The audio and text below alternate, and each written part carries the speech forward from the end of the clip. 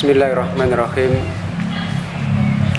Innal hamdalillah nahmaduhu wa nasta'inuhu wa nastaghfiruh wa na'udzu billahi min syururi anfusina wa min sayyiati a'malina.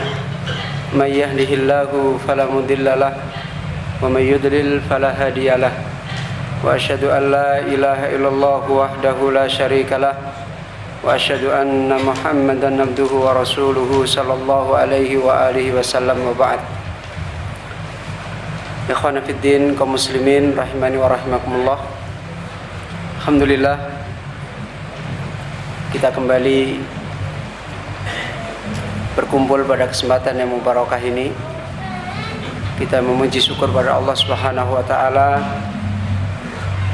sebagaimana kita ditolong oleh Allah, dimudahkan dengan taufiknya di dalam majlis yang mubarakah ini, yaitu majlis yang sebagaimana diterangkan para ahlul ilm, dinasihatkan kepada kita untuk senantiasa memuliakan majlis ilmu, karena itu adalah majlisnya para nabi-nabi Allah. Seperti yang telah diterangkan dalam sebuah riwayat, man arada ayandura ila majalisil ulama fandur ila majalisil anbiya fandur ila majalisil ulama. Fandur ila majalisal ulama. Siapa yang ingin melihat majlisnya para nabi Allah, maka lihatlah majlisnya para ulama. Ikhwana fiddin, alhamdulillah pada malam hari ini, sebagaimana sejak dari tadi sore kita telah mengikuti kajian dari beliau Al-Ustaz Abdullah Zain hafidhahullah ta'ala, dan malam ini insyaallah kita akan kembali untuk mendengarkan nasihat dan kajian dari beliau berkaitan dengan kita para penuntut ilmu, yang mudah-mudahan kita senantiasa mendapatkan ilmu yang nafi' dan hati-hati kita senantiasa terbuka di dalam meraih nasihat. Sebagaimana ciri yang Allah bedakan antara orang-orang beriman dengan orang-orang yang tidak beriman adalah bagaimana hati mereka. Ketika Allah menerangkan orang yang tidak beriman adalah lahum qulubun la yafqahuna biha. Mereka punya hati, tetapi hati mereka senantiasa tidak bisa memahami dengan ayat-ayat peringatan nasihat yang sampai kepada mereka. Ikhwan fillah, dan malam hari ini saya memberikan pengantar sedikit, dan pengantar ini sebagai informasi kepada Ustaz Abdullah Zain bahwasanya mayoritas yang ada pada malam hari ini adalah santri Madrasah Imam Ahmad bin Hanbal Semarang, yang madrasah ini sebenarnya dulunya adalah halaqah pengajian yang berawal dari 8 orang. Kemudian sampai pada hari ini Allah menjadikan wasilah, teman-teman kemudian bisa saling ta'awun di dalam belajar. Dan kita sebenarnya di sini hanya sedikit yang kita berikan kepada para penuntut ilmu, tetapi kita berharap kita kembali kepada jalan ilmu yang nafi', yang sejak awal saya, seperti yang saya sampaikan kepada santri, tidak pernah berpikir nanti membuat madrasah dengan murid sekian dan sebagainya, nggak pernah berpikir seperti ini. Apalagi sampai kemudian seperti sekarang Allah mudahkan beli tanah, enggak. Dari awal saya sudah sampaikan, saya datang ke Semarang hanya untuk ziarah kepada orang tua. Kemudian ada ikhwan yang minta, saya nggak mau ngisi ngaji, saya mau tapi ngajar bahasa Arab aja, supaya kalian bisa paham kitabnya ulama. Sampai kemudian berkembang. Dan dulu sebenarnya hal ini saya ambil ibrah ketika terjadi fitnah di dalam dakwah ini, yang insya Allah Ustaz Abdul Zain juga tahu. Ketika terjadi fitnah berkaitan dengan jihad Ambon dan sebagainya, fitnah tahdid dan sebagainya, saya melihat kebanyakan teman-teman yang mereka semangat di dalam dakwah yang mubarakah ini kemudian mengalami fitnah, dan waliyadzubillah sedikit sekali yang kemudian mereka bisa lolos dengan ujian fitnah yang Allah berikan. Sehingga banyak sekali imma dia tasahul, imma dia kemudian hulu.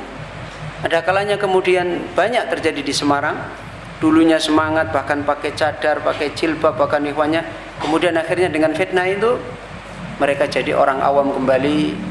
Kemudian sampai ada seorang wanita yang dulu pakai cadar jalan-jalan ke Johar itu celana pakai rok sekian. Ini yang kemudian trauma. Kemudian ada lagi yang akhirnya hulu, keras, ekstrim. Saya waktu itu sejak dari Kendari, sama kasusnya di Kendari juga sama. Saya mengambil pelajaran, yang saya ambil hikmah dengan kejadian itu. Kenapa?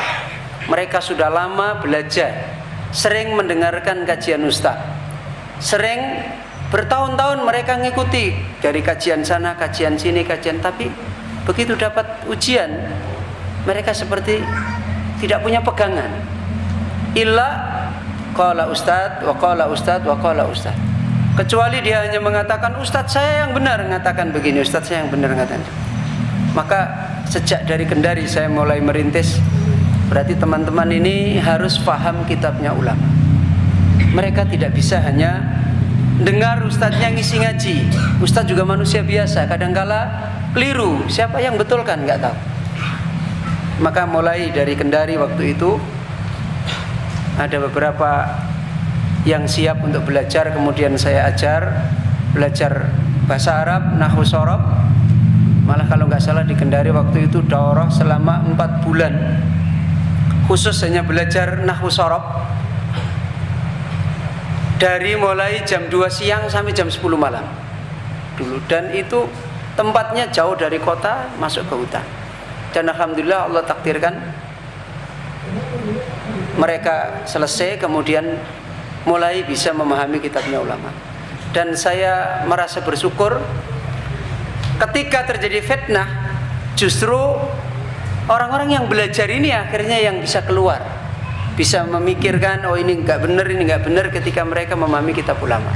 Demikian pula di Semarang, yang insya Allah ikhwan-ikhwan di Semarang juga tahu semua. Di Semarang itu saya tadi cerita sama Ustadz, termasuk banyak dan lama kajian salaf itu. Mungkin sejak awal ada dakwah salaf yang dirintis Ustadz di Jogja, di B7 waktu itu di Semarang sudah mulai. Saksinya itu beliau Pak Torik, iya Pak Torik ya, insya Allah udah mulai sekian tahun namanya. Bahkan ustaz-ustaz sudah banyak berkunjung di Semarang dan banyak kitab yang dingajikan, dan setahu saya nggak ada yang selesai, nggak ada yang selesai kitab itu dingajikan. Maka ketika datang saya sampaikan kepada ikhwah, saya mau ngajar tapi seperti ini syaratnya. Kita harus kembali belajar seperti caranya para ulama, dengan adab, dengan akhlak, tidak belajar menurut mau kita sendiri. Kemudian harus belajar secara tertib. Kita harus belajar bahasa, kemudian paham kitabnya ulama dan sebagainya. Kemudian alhamdulillah sampai sekarang berkembang, dan santri kita yang belajar di sini memang kita, ya kalau dikatakan pondok juga bukan pondok Ustaz, karena kita nggak punya pondok pesantren, belajarnya di rumahnya teman-teman yang ditempati dipakai. Tapi yang kita ajarkan ya sebenarnya tidak jauh beda dengan yang kita ajarkan di pondok. Makanya kita sementara waktu itu ya sudah, supaya tidak dianggap gelap, kita pakai nama Lembaga Pengajaran Bahasa Arab dan Islam. Dan alhamdulillah kemudian berkembang sampai sekarang sudah 10 angkatan, dan santri kita dari anak SMP sampai pensiunan. Dan alhamdulillah satu halaqah ada bapak sama anaknya juga bareng-bareng Ustaz. Anaknya masih SMP, bapaknya sudah kerja di pabrik. Ya berangkat bareng-bareng. Ya biar tua kita juga suruh ngapalin nahwu, ngapalin shorof, pokoknya wajib setoran. Dan alhamdulillah pelan-pelan kemudian lingkungan ini sedikit demi sedikit Allah takdirkan berubah. Yang tadinya penuh dengan banyak fitnah, sekarang tidak sempat mikirin fitnah Ustaz. Sebab kalau mikirin fitnah nggak siap ngapalin, dimarahi di depan. Dan Santri kita yang paling tua mana Mbah Nardi? Mbah Nardi mana? Nah, beliau ini Ustadz kisahnya dulu dari pengajian NO ya Mbah Nardi. Dia itu dulu aktivis di NO, pernah juga nengok-nengok di Muhammadiyah. Ya Mbah Nardi? Ya. Awal beliau ngaji itu Ustadz, dia masih aktif ikut kajian sufi di Masjid Kauman sana. Ya Mbah Nardi ya? Ya.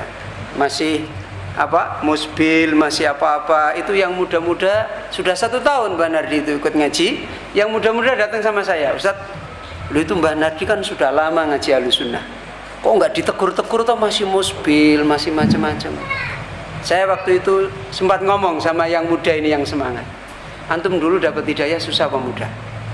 Apakah antum begitu terima kebenaran antum langsung bisa merubah diri? Ya enggak. Kenapa kamu memaksakan orang lain?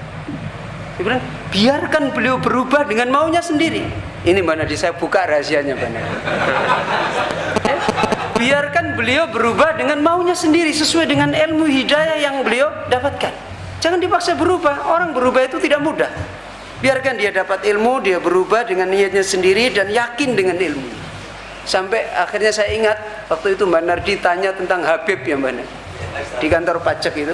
Setelah kita terangkan, sejak saat itu kayaknya Mbak Nardi sudah nggak datang lagi ke Kauman. Nah, ini satu contoh Ustaz. Dan alhamdulillah, ya mudah-mudahan Allah Azza wa Jalla menjadikan hidayah ini senantiasa teguh pada kita semuanya di dalam ilmu yang nafi ini. Dan saya kira ini saja pengantar dari saya untuk sedikit memberikan gambaran kepada beliau Ustaz Abdul Zain. Dan terus terang aja, setahu saya itu juga baru ketemu beliau sekarang. Padahal 2 tahun yang lalu atau 3 tahun saja, ana dikirimi buku sama beliau. Mana ini saya udah pernah ketemu apa belum itu? Saya dikirimi buku sama beliau, nggak salah hikmah dalam dakwah Ustaz ya. Saya dikirimi buku, ya saya simpan aja nih kapan saya bisa ketemu. Alhamdulillah sekarang Allah takdirkan ketemu, dan mudah-mudahan hal ini bisa berlanjut untuk bermanfaat bagi juga penuntut ilmu yang ada di Semarang. Dan insya Allah waktu kembali saya serahkan pada Ustaz Abdul Zain. Fadhil Ustaz.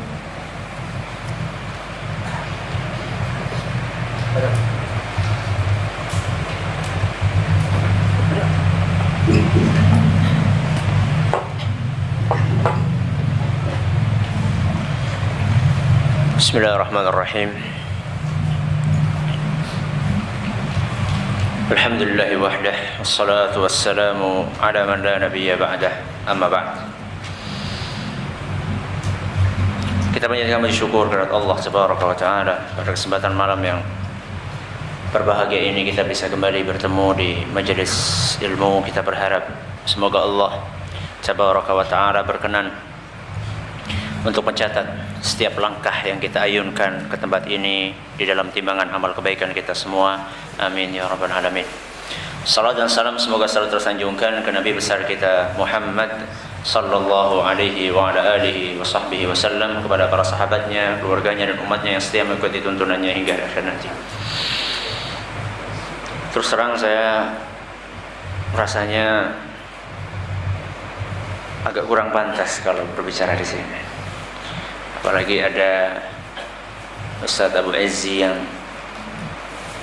meskipun beliau bukan guru saya, tapi beliau adalah guru dari teman-teman saya yang satu angkatan. Beliau adalah gurunya Ustaz Abdullah Taslim, dan Ustaz Abdullah Taslim itu adalah teman akrab saya dan mungkin sudah saya anggap seperti saudara saya sendiri. Jadi sebenarnya agak kurang etis kalau saya duduk di atas, antum duduk di bawah. Tapi ya gimana lagi. Semoga apa yang akan disampaikan bermanfaat. Saya tadi baca pamflet saya baru lihat pamfletnya di Tembalang ya daerah Tembalang tadi namanya. Itu ada pamflet, judul pengajiannya malam ini adalah wasiat untuk para penuntut ilmu. Ini judul yang bisa dibawa kemana-mana ini. Jadi wasiatnya wasiat apa? Bisa jadi wasiat untuk nikah. Iya kan? Wasiatnya apa ini? Bisa jadi wasiat untuk belajar yang rajin. Bisa jadi wasiat untuk dakwah dengan baik. Jadi wasiat ini masih umum, makanya saya beristihad ini Ustaz ya, untuk saya bawa kepada hal lain yang barangkali tidak dipahami oleh orang yang membaca pamflet itu. Saya yakin orang yang membaca pamflet, oh ini mungkin motivasi untuk rajin apa? Untuk rajin belajar. Mungkin orang yang baca pamfletnya akan paham seperti itu.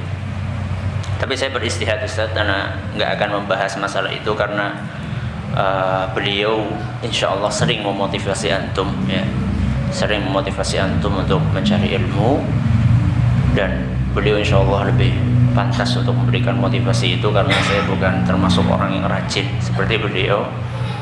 Dan Ustaz Abdullah Taslim mungkin tahu persis karena kita satu perjuangan, maka kalau beliau buka kartu saya bisa buka kartu juga.